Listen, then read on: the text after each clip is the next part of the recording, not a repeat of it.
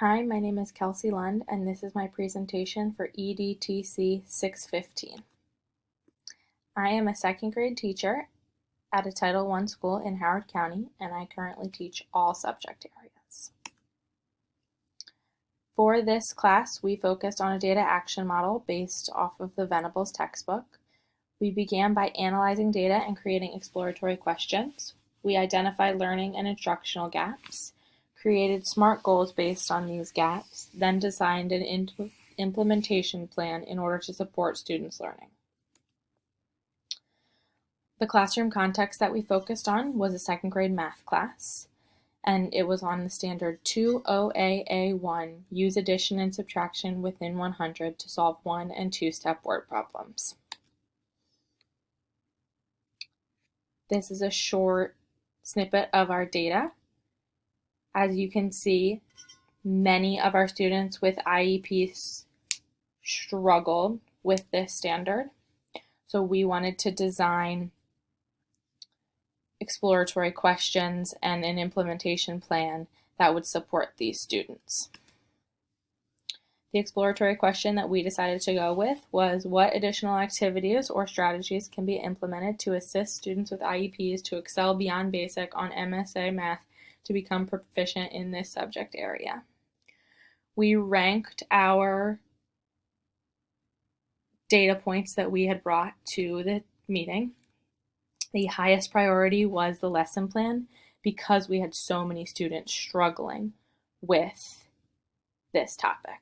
So we felt that it was most likely a misconception occurring within the lesson plan. Based on that, we started to create our SMART goals. We decided that by the end of first quarter, second grade students with IEP goals would use estimation to ensure a reasonable answer to solve addition and subtraction word problems.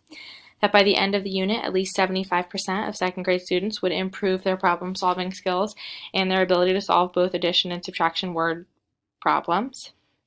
And that by the end of the unit, the teacher would implement a variety of teaching methods and strategies to improve the students' abilities to use the problem solving process to solve problems. For our implementation plan, we focused on implementing tools that would use technology in order to increase our students' engagement as well as retention with the skill. We used an activity called thinking blocks, where students have to solve word problems. This website really puts the focus on the comprehension of the word problem, which helps to increase the students' accuracy and understanding. We then got feedback from another team. During my feedback and interactions with the other team, my partner believed that my plan was realistic, viable, and valuable. She thought that I used a variety of technology-based resources and that all activities supported the learning objectives. She also thought that the activities were engaging and interactive. She asked me to consider rewording my SMART goals in order to better reflect my intervention and include the tools within my goals. After some reflection and my feedback, I definitely agree that I would reword my SMART goals so that the tool is included, and instead of using a percentage of the entire class, using an increase of individual student scores. Throughout my time in this course, I learned a lot.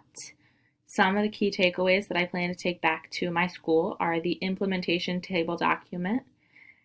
It allowed me to deeply analyze my SMART goals and create plans that were realistic and force me to come back to them to ensure that my students are on track with their learning. I also really enjoyed participating in the Twitter live chats and using the variety of presentation programs.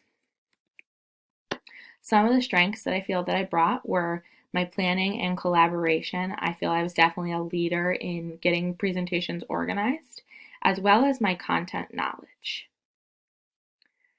Areas for growth, I want to make sure I'm checking back on my implementation plans and using a variety of print and digital resources during my reteaching. Thank you so much for listening to my presentation. I hope that you enjoyed.